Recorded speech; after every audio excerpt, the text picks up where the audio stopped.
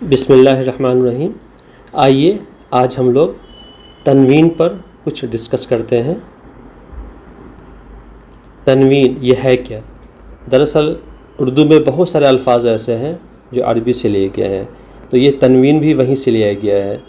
کسی بھی حرف پر عربی میں جب دو زبر یا دو زیر یا دو پیش کا استعمال کیا جاتا ہے تو اسے تنوین کہتے ہیں۔ مثال کے طور پر اگر ہم بے لیتے ہیں تو بے پر دو زبر لیتے ہیں تو یہ بن ہو جاتا ہے، بے دو زبر بن، مطلب کہ آخر میں نون کی آواز نکلتی ہے۔ یا اگر ہم دو زیر لے لیں گے اگر تو یہ ہو جائے گا بن، یا اور اگر ہم دو پیش لے لیں گے اگر تو یہ ہو جائے گا بن، ٹھیک ہے۔ لیکن اردو میں جہاں تک تنوین کا سوال ہے تو دو زبر کا استعمال اس میں کیا جاتا ہے، تو ہم لوگ کا یہاں پر جو ہے فوکس دو زبر پہ ہی رہے گا۔ تو ہم نے دیکھا کہ تنوین میں اردو میں جو تنوین کا استعمال ہوتا ہے اس میں دو زبر کا استعمال ہوتا ہے اور اس کی آواز جو ہے نون کی نکلتی ہے، لیکن یہ نون لکھنے میں نہیں آتا، اس چیز کا دھیان دیں۔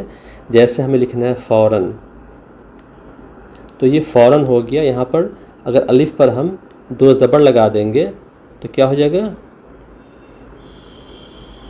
فوراً ہو جائے گا۔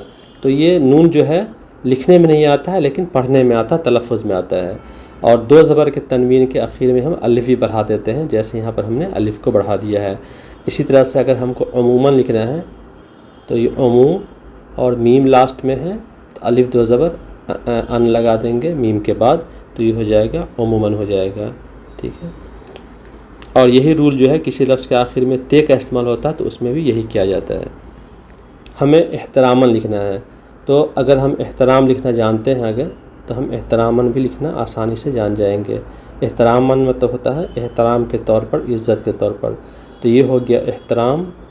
اسی سے کیا کرنا ہے ہمیں، یہ الف نیچے ایکچولی زیر ہے، اس بڑی ہے کا استعمال کیا گیا ہے، یہ احترا ہو گیا اور میم میں الف ملا کر کے اس پر ہم دو زبر ڈال دیں گے تو یہ ہو جائے گا احتراماً۔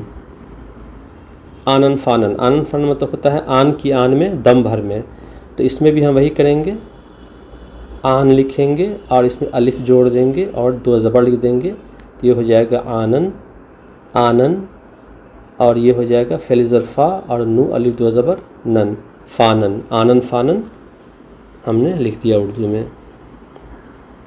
جبرن، جبرن مطلب ہوتا ہے بل پوروک، تو پہلے ہم جبر لکھیں گے، یہ جبر ہو گیا اور اس میں رے میں الف ملا دیں گے تو رے الف دو زبر رن ہو جائے گا، یہ ہو گیا جبرن۔ عموماً کیسے لکھیں گے، عموم لکھ کر کے اس میں ہم الف اور دو زبر لگا دیں گے تو عموماً ہوتا ہے عام طور پر، اکثر و بیشتر، پرایا، تو یہ عموم ہو گیا، میم و پیش مو عموم اور میم الف دو زبر من، عموماً۔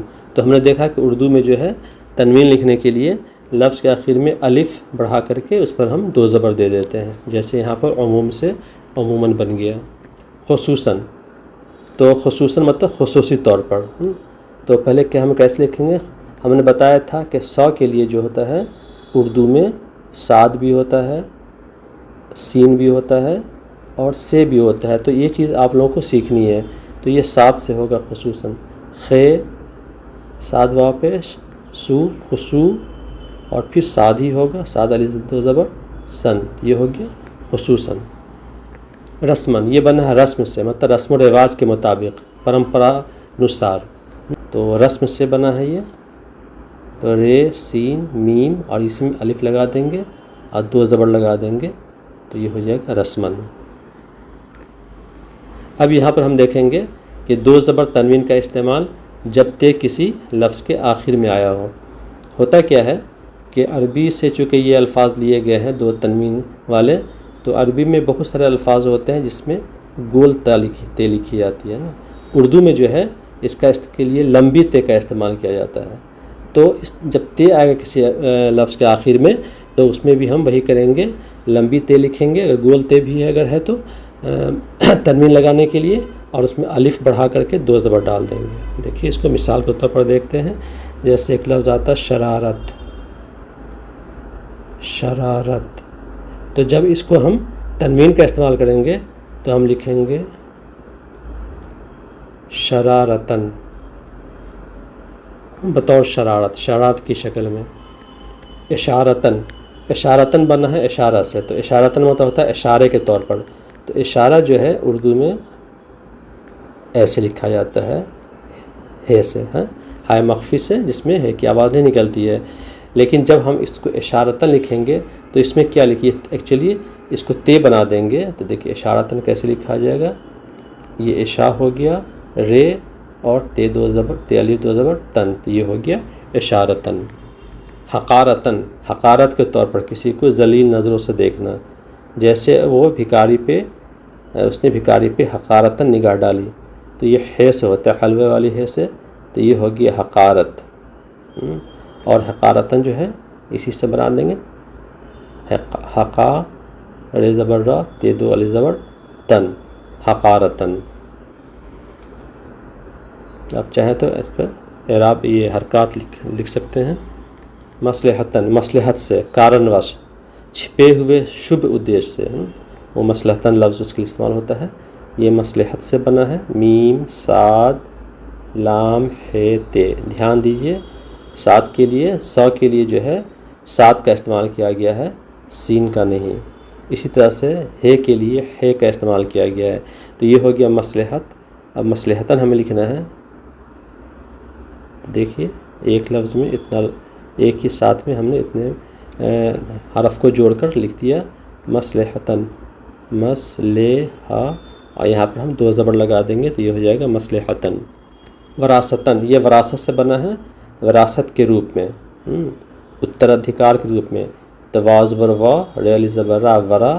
اور یہاں پر جو سا آیا ہے اس کے لیے سے کا استعمال ہوتا ہے اردو میں. سا کا اس کا سین کا استعمال نہیں ہوگا یا صاد کا استعمال نہیں ہوگا. تو یہ بنا ہے وراثت ہوتا ہے. وراثت سے ہمیں لکھنا ہے وراثتاً، وراثت کے روپ میں.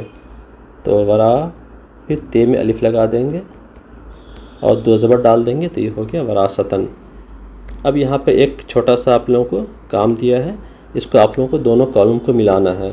جیسے مثلاً، تو مثلاً کو ہم کالم سے ملائیے تو بہت آسان ہے. مثلاً آ گیا مثال کے طور پر. اسی طرح سے ہدایتاً، انسٹرکشن کے طور پہ.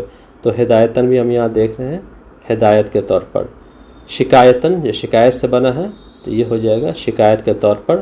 اور واقعتاً، جو واقع میں ہوا ہے، حقیقت میں ہوا ہے، تو یہ واقعتاً ہو گیا.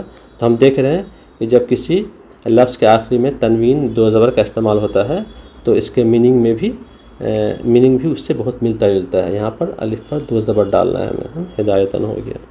اب ایک ہوم ورک ہے آپ لوگوں کا. اس میں کیا کرنا ہے کہ تنوین کا استعمال کرتے ہوئے لفظ بنانا ہے. جیسے یہاں پر انتظام آیا ہے تو انتظام سے انتظاماً ہوگا، تو یہاں پہ انتظاماً کیسے لکھیں گے؟